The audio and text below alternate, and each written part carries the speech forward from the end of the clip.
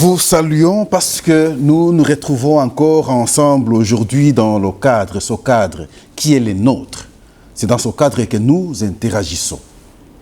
C'est ici que nous réfléchissons ensemble avec vous objectivement, pas ailleurs.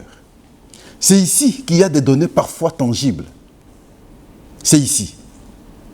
Pas de sentiments, pas de subjectivité. Un regard pointu sur des questions d'actualité, sur des questions de société, pour l'intérêt de notre pays, et nous donnons des avis pour que finalement, ensemble, nous puissions aider notre pays à pouvoir avoir un autre visage. Nous vous présentons les excuses parce que nous avons fait quelques jours sans qu'on soit ensemble avec vous à travers cet espace. Et voilà, aujourd'hui, on est ensemble. www.proinfo.net. Sûrement que vous avez partagé l'information et chacun de nous a fait ce qu'il fallait comme nous sommes entendus. Aujourd'hui, nous sommes venus pour échanger sur une question. La question en rapport avec le concert organisé par notre frère, l'artiste musicien Fally Ipupa. Le concert organisé le 29 octobre 2022 au stade de Martyrs, où nous avons enregistré des décès. Et aujourd'hui, ça crée polémique, et alors que les gens sont morts effectivement au nombre de 11 personnes. Ici, j'ai bien voulu fixer l'opinion sur ce qui s'est d'abord fait, ce qui s'est entendu avant le concert, pendant le concert, après le concert et maintenant. Nous devons comprendre que il y a eu une demande qui a été formulée par les organisateurs pour que ce concert soit organisé. Et généralement, c'est à la province qu'on s'adresse parce qu'il s'agit des événements socioculturels. Et la province a autorisé plutôt l'organisation de ce concert. En connivence, bien entendu, avec la police, et on va discuter sur les modalités. Et donc, qui a autorisé, vous comprenez qu'il s'est agi du gouvernement provincial, c'est dans ses compétences, c'est ce qui est normal. Est-ce qu'on pouvait le refuser, l'organisation d'un concert? Nous disons non, c'est un compatriote, même si ça coïncidait mal avec l'occupation de notre pays par nos agresseurs, ici identifiés au nom de M23. Qu'est-ce qu'ils se sont dit? Est-ce qu'il y a eu des rencontres? Oui. Il y a eu plusieurs rencontres avant avec les organisateurs, la police, ainsi de suite, où on pouvait planifier. Est-ce que cela était à la responsabilité du gouvernement central? Nous disons non. Et on va échanger. Les organisateurs, la police, sûrement avec le gouvernement provincial, sur comment sécuriser les gens qui vont venir. Comment parvenir à la réussite de cette manifestation. La police, les organisateurs et le gouvernement provincial. Lorsque nous parlons organisateur ici, s'il vous plaît, il faut enlever le musicien. Lui ne vient que jouer sa musique et après repartir. Donc, ça n'a rien à voir avec le musicien. Et je suis même en train de réfléchir à quel niveau on peut établir sa responsabilité, même si les enquêtes seront faites. Je ne sais pas. Les organisateurs vont accepter, amener au stade leur équipe de sécurité, les gardiennages, avec quelques chiens qui étaient là, qui ont mordu également des gens sur place. Ils se sont engagés de protéger les gens à l'intérieur du stade ou de sécuriser les gens à l'intérieur du stade. Ils se sont également engagés de mobiliser les véhicules d'intervention en cas de problème. Ici, nous parlons des ambulances. Ça, c'est les organisateurs. Ils se sont engagés à respecter le nombre des gens qui pouvaient entrer au stade.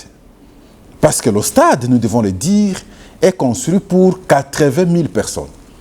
Mais ils se sont entendus de mobiliser au moins 70 000 personnes.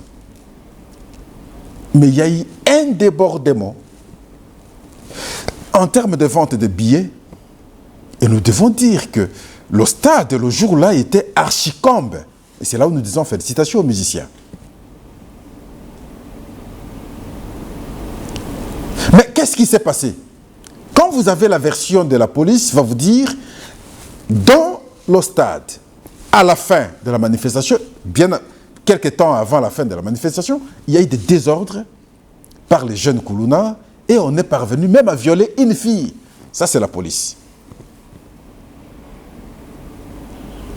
Mais parce que nous devons le dire que le stade actuellement est dans un état de réhabilitation, parce qu'on prépare les Jeux de la francophonie, certaines entrées étaient fermées et on n'avait laissé que 3 entrées, ou sinon 3 sorties. Sur ces 3 entrées ou 3 sorties, il y avait une entrée ou une sortie où il y avait beaucoup de véhicules, les personnes ne pouvaient plus passer. Donc substantiellement, on est resté avec 2 entrées ou 2 sorties. Et à la fin, avec son nombre-là, il s'est posé un problème. Certaines personnes ont des problèmes de respiration, ça arrive, d'autres sont malades. Mais dans cette ambiance-là, nombreux n'ont pas résisté. Nos frères et sœurs sont tombés. Ils sont tombés. Il y a certains qui sont tombés syncope, d'autres sont morts sur place. Ceux qui sont tombés syncope, il fallait les réanimer. Et Dieu merci, beaucoup ont retrouvé la vie parce que nous étions le dimanche ici à l'hôpital cinquantenaire où nous avions vu 7 personnes, dont, je pense, 2 filles et 5 hommes. Et parmi ces hommes-là, il faut citer les policiers aussi. Il y a un policier qui lui aussi a été victime de cet événement. Il était là, à l'hôpital du cinquantenaire. Il faut en même temps dire qu'il y a un autre policier qui s'est donné la mort en se tirant sur lui-même. Pour quel motif? On ne comprend rien. Et les gens sont morts.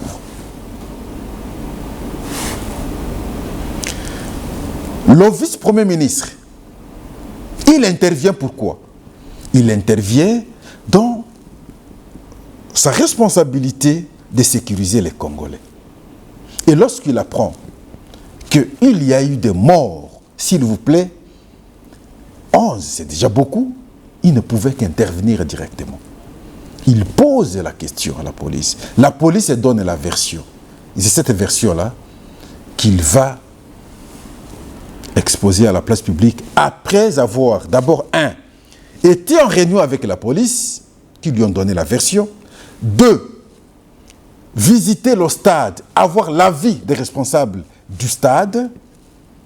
Et c'est alors que il va exprimer ses sentiments. Mais vous allez suivre, parce que pour lui maintenant, ce qui est plus important, c'est qu'on établisse des responsabilités après que le travail soit fait d'abord en amont. Mais ce qu'il faut reconnaître, c'est qu'il y a eu des morts. Mais lorsque il annonce qu'il y a eu des morts, nous avons suivi des agitations de part en part. Il ne pouvait pas le dire, il n'y a jamais eu de morts. On ne sait pas nous prouver où sont ces morts, où sont les familles des gens éprouvés. Mais on a avancé des arguments comme pour dire personne n'a connu un cas, personne n'a connu un problème au stade. Ça pouvait aussi être vrai. Mais je pensais que même ceux qui donnaient ces points de vue auraient dû d'abord chercher à savoir est-ce qu'effectivement il y a eu des morts ou il n'y a pas eu de morts. Sans se poser cette question, mais on se justifie directement qu'il n'y a jamais eu de morts.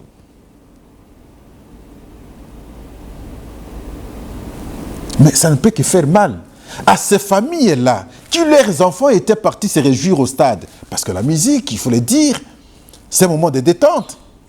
Leurs enfants sont allés au stade, et finalement, ces familles qui ont perdu leurs enfants, en train de pleurer, mais vous écoutez, vous dites, il n'y a jamais eu de mort. Mais quelle déconsidération! Quelle déconsidération! De mon point de vue, on aurait dû d'abord chercher à savoir où sont ces morts et ça s'est passé de quelle manière. C'est simplement après que ceux qui sont proches du musicien donneraient un point de vue comme pour dire il y a eu des morts ou il n'y a pas eu de morts. Mais lorsqu'ils sautent premier pour se justifier, comme pour dire il n'y a jamais eu de morts, non. Et c'est ce qui a poussé le vice-premier ministre, ensemble avec les autorités de la police, à aller dans certains hôpitaux. Autre ici, l'hôpital de référence que nous appelons Mama Yemo. Ils arrivent.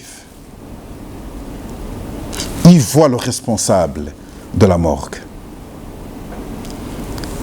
J'étais sur place, là.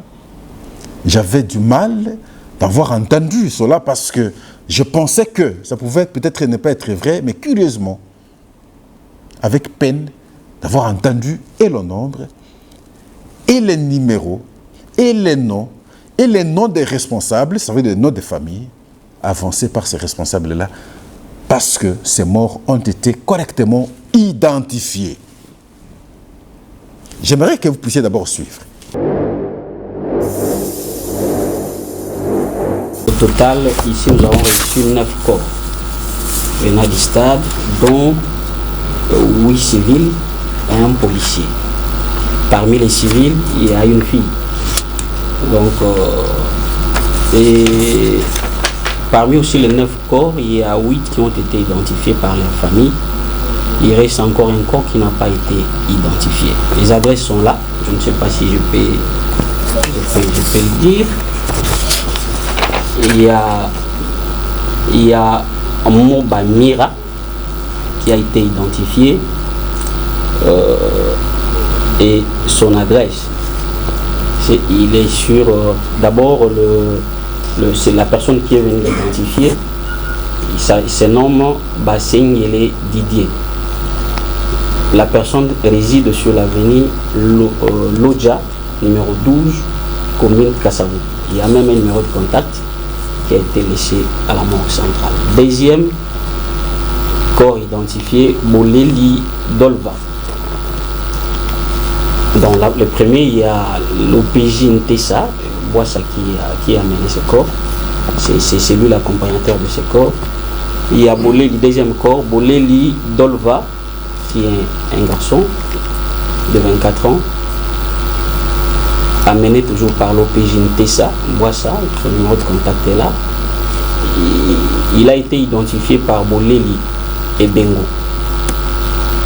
qui habite la commune délimitée sur l'avenue Baoumou, numéro 14.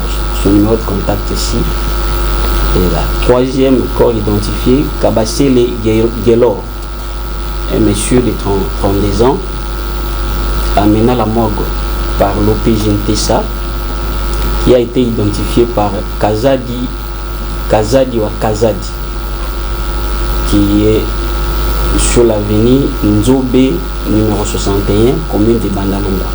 Le numéro de téléphone est là.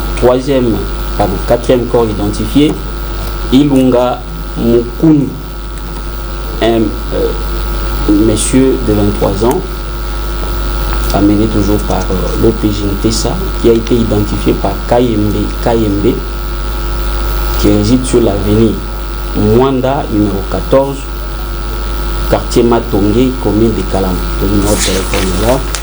Le cinquième corps est non identifié, était amené par l'accompagnateur et l'OPJ Ntessa. Sixième corps identifié, Bolongo Fabrice. Et là, il avait 25 ans, il est décédé à 25 ans d'âge, amené toujours par l'OPJ Ntessa Boissa, identifié par Bassele Daniel, qui réside sur l'avenue à Ngenga, numéro 17, commune de Limete. Le numéro de téléphone est là. 7e corps identifié, Nzenga Mukasa.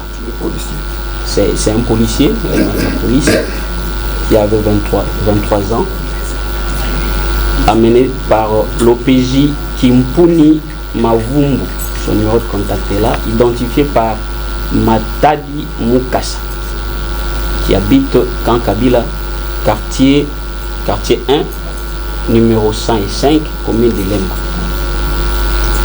Au 8e, Lema Bungiema Broline, 27 ans, amené par l'OPJ Kimpuni Mavambu, identifié par Basoussa Kinsompa, résident sur l'avenue Landou, numéro 175, commune de Boum. Le numéro de téléphone ici est là. 9e corps et le dernier, Mvolo Ketia, 19 ans, amené par l'OPJ Kimpuni Mavambu, identifié par Ndolo Mbabal, avenue Kiwenge, numéro 16 bis, commune de Lemba. Donc ça sont des corps que nous avons reçus à la morgue. Vous avez suivi le responsable de la morgue. Il vous parle des 9 morts, là, à l'hôpital de référence Mamayemo. 9 morts. Identifiés. Identifiés, ça veut dire, il y a un nom de la personne décédée, il y a son numéro de téléphone, il y a le nom du responsable, et donc, connu comme tel. L'heure où on a amené le corps, qui a amené le corps, et voilà, sont ces informations-là qui ont été données au premier vice-premier ministre. Comme pour dire substantiellement qu'il y a eu des morts. Et c'est comme ça que moi je dis. Parce qu'effectivement, on va identifier des responsabilités. Mais pourquoi alors avoir dit déjà qu'il n'y a jamais eu de mort? Pourquoi incriminer le vice-premier ministre par le fait qu'il ait dit qu'il y a eu des morts? Donc, on pouvait cacher une telle réalité, il y a eu des morts, qu'on dise il n'y a pas eu de morts. Et les familles pleurent.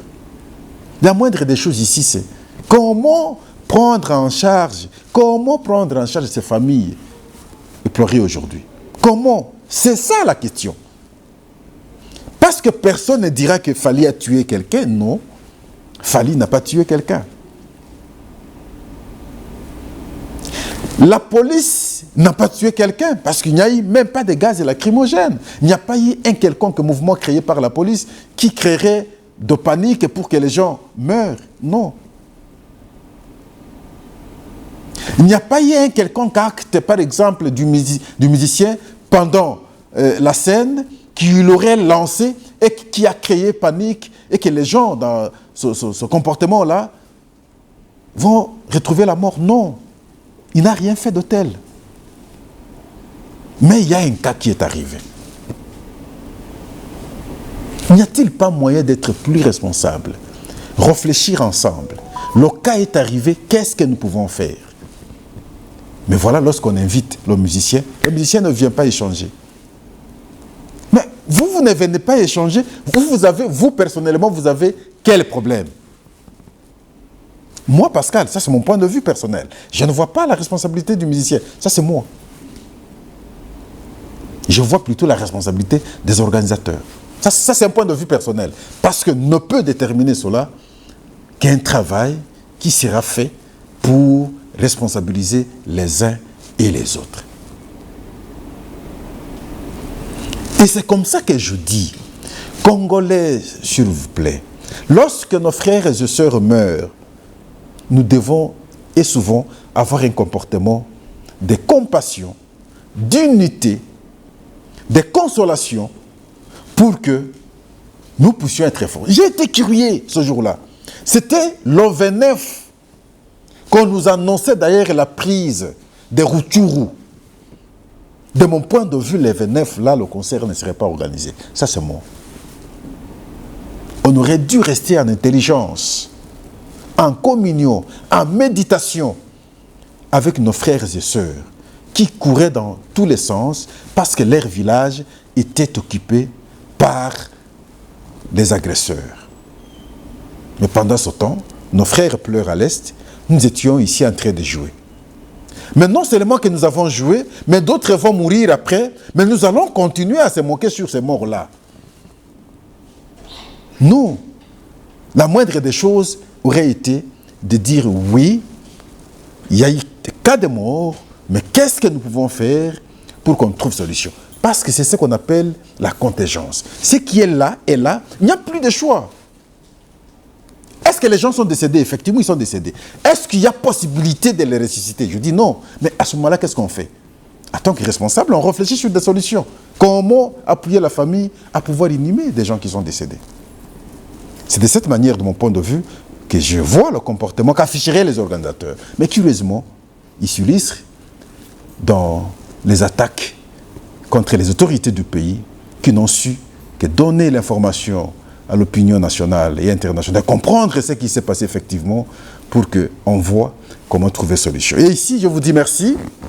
Je suis vraiment que nous allons continuer à interagir ensemble. Et nous avons fait quelques jours, on n'a pas été ensemble. Vos points de vue, nous les avons capitalisés. Vraiment, nous allons ajuster notre émission par rapport à vos avis. Pas autre chose que ça. Voilà, ça a été une nécessité de vous donner cet avis-là du concert de Fally Ipupa. Parce qu'il y a certaines personnes qui se sont illustrées. Parce qu'habituées à faire des polémiques, inutilement, même pour des sujets en tout cas sensibles, mais ils créent toujours des polémiques inutiles. Les gens pensent que savoir communiquer, c'est s'engager dans ce genre de comportement. Les gens pensent que savoir communiquer, c'est afficher un comportement indécent où il faut critiquer tout le monde. Les gens pensent que savoir communiquer, c'est injurier les gens. Ça s'appelle de l'immoralité, de la mauvaise éducation simplement. Et votre mauvaise éducation, il ne faut pas l'habiller à tout le monde. Ça, c'est la manière dont vos parents vous ont éduqué. Et de cette façon, il ne faut pas croire que tout le monde doit avoir un tel comportement, de l'irresponsabilité, de l'irrationalité, de l'immoralité en fait. Non. Dans la vie, il y a des gens équilibrés, socialement acceptés, modérés et respectés. Il y a des gens dans la société, d'autres par contre, non modérés, irrespectueux, mal éduqués, et tout fait la société. Mais qu'on comprenne que là où s'arrête ma liberté, c'est de là que commence la liberté des autres. Mais lorsqu'on a eu à occuper des responsabilités à un certain niveau, il y a un comportement qu'on doit forger. Parce que avoir eu des responsabilités au pays et vous comporter de manière indécente pousserait les gens à se dire « Ah, on a été dirigé par de telles personnes. » Malheureusement. Nous vous disons merci. À la prochaine.